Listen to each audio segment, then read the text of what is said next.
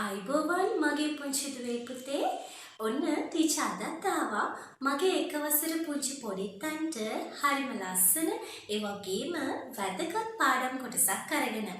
ඉතින් ඔන්න අපි ටක්කාලා ගිහින් බලමු අද දවසේ මගේ පුංචි දුවා පුතාට ඉගෙන ගන්න තියෙන මේ වැදගත් පාඩම මොකක්ද කියලා. ඔන්න එන්නකෝ එහෙනම් අදම ඔයාලට ලස්සන පින්තූරයක් අරගෙන ආවේ. මේ බලන්නකෝ මේ පින්තූරේ මොනවද මගේ පුංචි දුවා පුතාට පේන්න තියෙන්නේ? ටීචර් ඔයාලට ඉක්මනින් අඳුර ගන්න පුළුවන් වෙන්න මේ පින්තූරේ ඔයාලට වැදගත් වෙන කොටස් ටික පාට කරලා තියෙනවා. අපි බලමු නේද එහෙනම් මගේ පුංචි දුවේ පුතේ මොනවද මේ පාඩමෙන් ඔයාලට ඉගෙන ගන්න තියෙන්නේ කියලා. අපි යමු. ඉස්සෙල්ලාම අපි මුකුත් කතා නොකර මෙන්න මේ පින්තූරේ දිහා හොඳට බලමු. මොනවද මගේ පුංචි දුවා පුතාට මේ පින්තූරේ පේන්න තියෙන්නේ කියන්නකෝ? ඔව් උඩ තියෙනවා වලාකුළු තියෙනවා ඉර තියෙනවා නේද? තව මොනවද පේන්න තියෙන්නේ? චුට්ටක් පල්ලෙහාට බලමු අපි. මොනවද පේන්න තියෙන්නේ? ඔව් පුතේ ගහක් තියෙනවා නේද? ටිකක් උස ගහක් තියෙනවා නේද මේ පැත්තට වෙන්න. මේ පැත්තට වෙන්න තවත් ගහක් තියෙනවනේ. ඒ ගහට වඩා මේ ගහ නම් චුට්ටක් වෙනස්. බලමු මොකද්ද කියලා. දැන්ම නෙමෙයි තව චුට්ටකින්. හරි. ඔන්න මේ ගහක් තියෙනවා. ගහේ එක එක දේවල් තියෙනවා නේද? මේ ගහ බැලුවාම මොන ගහක්ද කියලා අපිට අඳුරගන්න හැකිනේ. මොනවාද පුතේ මේ රතු පාට ගෙඩි තියෙන්නේ? රබුටන් ගහක් නේද? මේ රබුටන් ගහේ මොනවාද තියෙන්නේ? කුරුල්ලෙක් ඉන්නවත් එක වහලා නේද? එයාට කොළ පාටින් පාට කරලා තියෙන්නේ. කොළ පාට ඇඟ තියෙන රතු පාට හොටක් තියෙන කුරුල්ල කවුද? මගේ දුව පුතා දන්නවනේ ගිරවා. ඔන්න එහෙනම් ගිරවෙක් තමයි මේ අත්තේ වහලා ඉන්නේ. ඊපස්සේ මේ පැත්තට වෙන්න කුරුළු කූඩුවකුත් තියෙනවා අපිට පේනවා නේද? ඔන්න ගහක් තියෙනවා. ගහට යටින් තව ගොඩාක් දේවල් අපිට පේන්න තියෙනවා. තාත්තෙක් ඉන්නවා වතුර දානවා. පූස් පෙටියෙක් ඉන්නවා ගහ යටට වෙලා. තව මල්ලි කෙනෙක් ඉන්නවා. එයා මොනවාද මේ ගහේ තියෙන ගෙඩි ටික කඩන්න යනවා නේද? තව හාවෝ දෙන්නෙක් දුවනවා. අම්මා අතු ගන්නවා. තව නංගි කෙනෙක් ඉන්නවා අඹ ගහක් යටට වෙලා නේද? එයා අඹ ගෙඩියක් අතේ තියාගෙන ඉන්නවා. කුරුල්ලෙක් පියාඹනවා. හරිම ලස්සන උදෑසන වරුවක ලස්සන මොහොතක් තමයි පුතේ මේ පෙන්නලා තියෙන්නේ. මේ චිත්‍රයෙන් අද අපිට මොනවද මේ කියලා දෙන්න යන්නේ? ටීචර් මේ චිත්‍රයක් ගනනලා මොකද්ද මේ කරන්න යන්නේ? මං කිව්වනේ මේ පාඩම් පටන් ගන්නකොටම අද වැදගත් පාඩමක් කියලා දෙන්න යන්නේ කියලා නේද? මේ පින්තූරය හරහා අද මම මගේ පොඩිත්තන්ට විරුද්ධ පද කියලා දෙන්නයි යන්නේ. මොකද්ද මගේ පුතේ විරුද්ධ පද කියලා කියන්නේ? අර අපි කලින් දවසක ඉගෙන ගත්තේ සමාන පද. සමාන පදයක් කියලා කියන්නේ මොකද්ද? යම්කිසි පදයකට සමාන තේරුමක් ලබා දෙන තවත් පදයක් තියෙනවා නම් ඒකේ තේරුම වෙනස් වෙන්නේ නැත්නම් එකම තේරුම නම් ඉන්නේ ඒවට අපි කිව්ව සමාන පද කියලා. එහෙනම් මොකද්ද මේ විරුද්ධ පද කියන්නේ? විරුද්ධයි.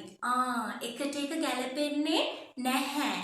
මේ පදයට දෙන තේරුමට වඩා වෙනස් තේරුමක් තමයි ඒකේ තියෙන අනිත් පදයෙන් තේරුම එන්නේ. අන්න ඒ වගේ පදවලට අපි කියන විරුද්ධ පද කියලා. අද අපි ඔන්න විරුද්ධ පද මගේ එක ශ්‍රේණියේ පුංචි පොඩිත්තන්ට ඉගෙන ගන්න තියෙන විරුද්ධ පද මොනවද කියලායි මේ කතා කරන්න යන්නේ. හරි. ඔන්න එහෙනම් අපි බලමු ඉස්සෙල්ලාම මගේ පොඩිත්තන්ට ඉගෙන ගන්න තියෙන විරුද්ධ පදය මොකක්ද කියලා. අපි යමු මේ පින්තූරේ මට උසට තියෙන දෙයක් බලන්න කියන්නකො බලන්න ඕගොල්ලෝ. හරියටම හරි පුතේ මේ පැත්තට වෙන්න තියෙන උස්ස ගහක් නේ. ටීචර් කලින් කිව්වා රතු පාට ගෙඩි එන්නේ මොන ගහද කියලා. මම කියද්දි කිව්වා මේ ගහ හඳුන්වා දෙති. මොකක්ද මේ ගහ? රබුටන් ගහ. ඔන්න උස රබුටන් ගහක් තියෙනවා. මේ බලන්නකෝ ටීචර් මෙන්න මෙතන කහ පාට තීරුවේ උස්ස කියලා එයාව නම් කරා. එයා උස්සයි උස ගහක්නේ. ඔන්න මම උස්ස කියලා එයාව නම් කරා. තව අපිට මෙන්න මේකටම සමානම රූපයක් තියෙනවා වගේ පේනවා. ගහක රූපයක්. බලන්නකෝ එයා හපියම් බලන්න. හරි. මේ බලන්නකෝ මේ පැත්තේ තියෙනවා තව ගහක්. ඒ ගහ නම් රබුටන් ගහක් නෙමෙයි. ඒ ගහේ මොනවද තියෙන්නේ ගෙඩි? අඹ ගෙඩි තියෙන්නේ. අඹ ගහක් තියෙන්නේ නේද? හරි. මේ අඹ ගහයි මේ අඹ ගහයි මේ රබුටන් ගහයි දිහා බැලුවාම මොකක් හරි වෙනසක් අපිට බලපු ගමන් පේන්න තියෙනව නේද? ඔව් දෙකම එක සමාන උසද? නෑ නේද පුතේ. කවුද උස? ගණන් පාඩමේදී මගේ පුතාලා දුර දන්නවනේ උස මිටි හඳුන ගන්න පුළුවන් නේද වෙනස? එහෙනම් අපි බලමු උස මොන ගහද? රම්බුටාන් ගහ. මිටි මොන ගහද? අඹ ගහ නේද? මෙන්න ටීචර් එකම පාඩේ මගේ පුතාලට නම් කරලා පෙන්නලා තියෙනවා. උස මිටි.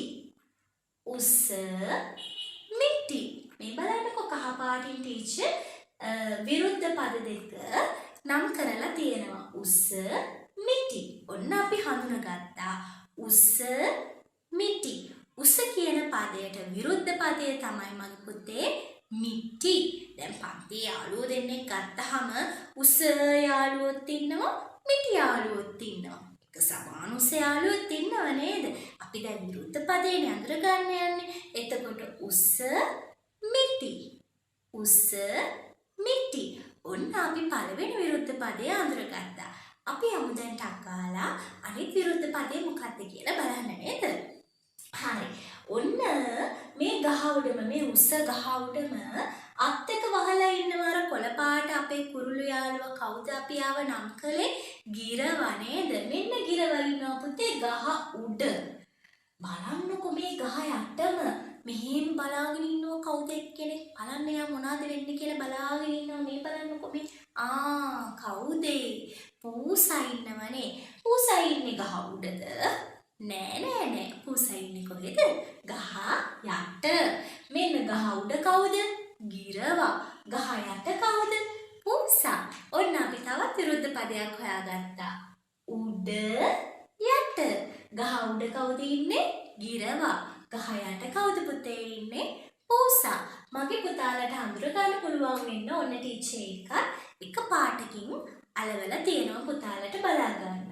උඩ යට. උඩ යට.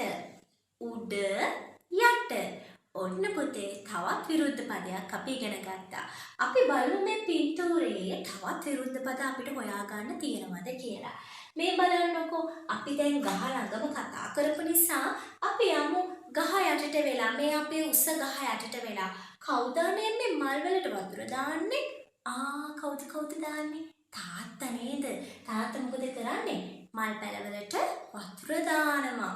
අම්මා මොකද කරන්නේ? චුට්ටක් එහාට වෙන්න. අම්මා මිදුලාතු ගානව නේද? අම්මයි තාත්තයි දිහා බැලුවහම මගේ පුතාලට මොකක්ද පේන වෙනස? මේ දෙන්නම එක තරම්ද?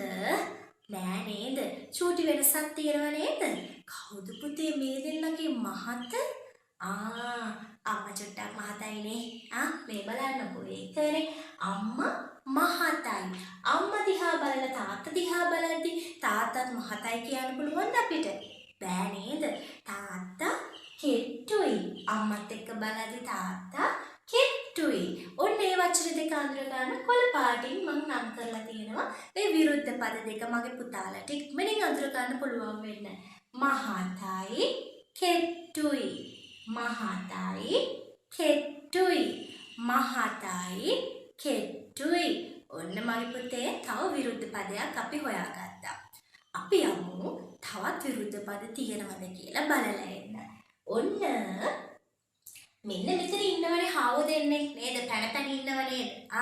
ඒ දෙන්න හරි චණ්ඩි වගේ නේ දුවනව නේද? මොනවද මේ දෙන්න මේ කරන්නේ?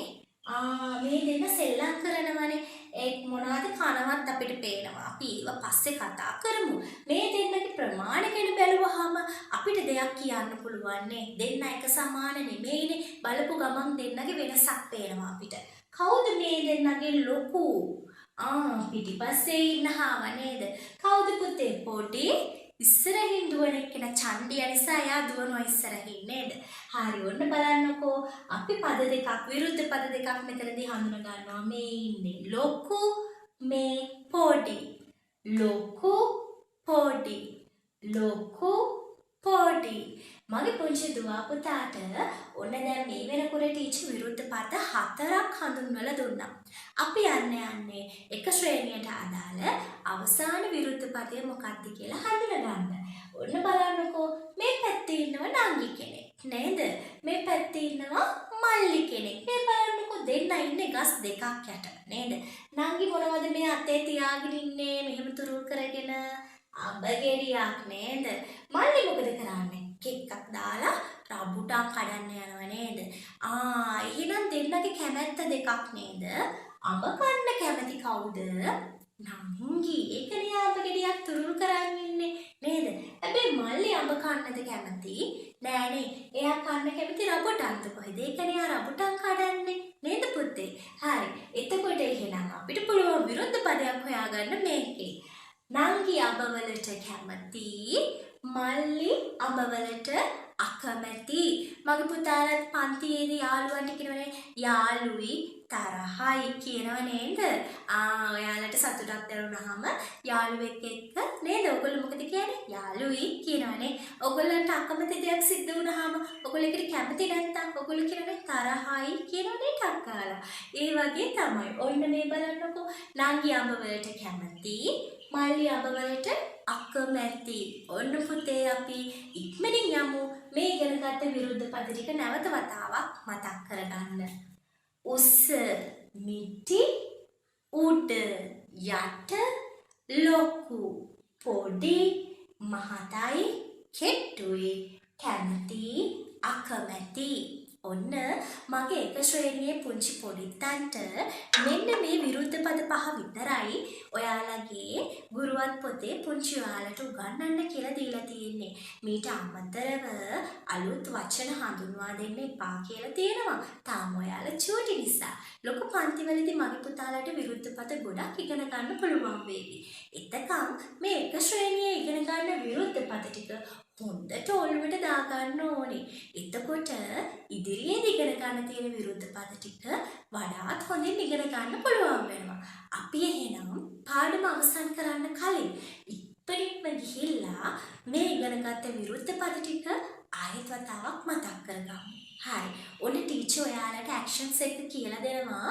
මගේ පුතාලා ඒ විදියට කර කර පාඩම් කරගන්න. එතකොට ඔයාලට ඉක්මනින්ම මේ විරුද්ධ පද ටික මතක තියාගන්න පුළුවන්. අපි යමු පළවෙනි විරුද්ධ පදයට. උස, මිටි. උස, මිටි. උස, මිටි. උඩ, යට. උඩ, යට. උඩ, යට. මහතයි, කෙට්ටුයි. මහතයි, කෙට්ටුයි. මහතයි, කෙට්ටුයි. ලොකුයි, පොඩි. ලොකුයි, පොඩි. ලොකු, පොඩි. මතකයිද? තව එකක් තියෙනව නේද? මොකක්ද? කියමු බලන්න. කැමති, අකමැති. කැමති, අකමැති. කැමති, අකමැති. ඔන්න මගේ චූටි පොඩිත්තනේ මේ විරුද්ධ පද අමාරු කරගන්න නැතුව ලේසියෙන්ම මතක තියාගන්න පුළුවන් විදි ටිකක් තමයි ටීචර් ඔයාලට මේ ඇක්ෂන්ස් උත් එක්ක කියලා දුන්නේ. මගේ පුංචි දුවා පුතා මේ විදියට විරුද්ධ පද හොඳින් මතකේ තියාගන්න. එතකොට පුංචි දුවා පුතාට මේ විරුද්ධ පද ඔයාලා වචන පාවිච්චි කරද්දී ඉදිරියේදී වැකිලියද්දී රචනා ලියද්දී මේ විරුද්ධ පද හොඳින් පාවිච්චි කරන්න පුළුවන් වෙනවා. ඉතින් එහෙමනම් මගේ පුංචි දුවා පුතා පරිසරයට ගියාම විරුද්ධ පද තියෙන තැන්, සමාන පද තියෙන තැන් මොනවද? ඒ වලට කියන වචන මොනවද කියලා අලුතින් එකතු කරගන්නත් අමතක කරන්න එපා. එහෙනම් ඔන්න අලුත් පාඩමක් සමගින් ටීචර් නැවත වතාවක් මගේ පුංචි දුවා පුතාව බලන්න එන්න. එතකම් මගේ පුංචි දුවා පුතා මේ විරුද්ධ පද ටික හොඳින් පාඩම් කරලා තියාගන්න. ආයෙත් නැවත හමු වෙන්නම්. ඔයගොල්ලෝ හැමදෙනාටම ආයිබෝවන්.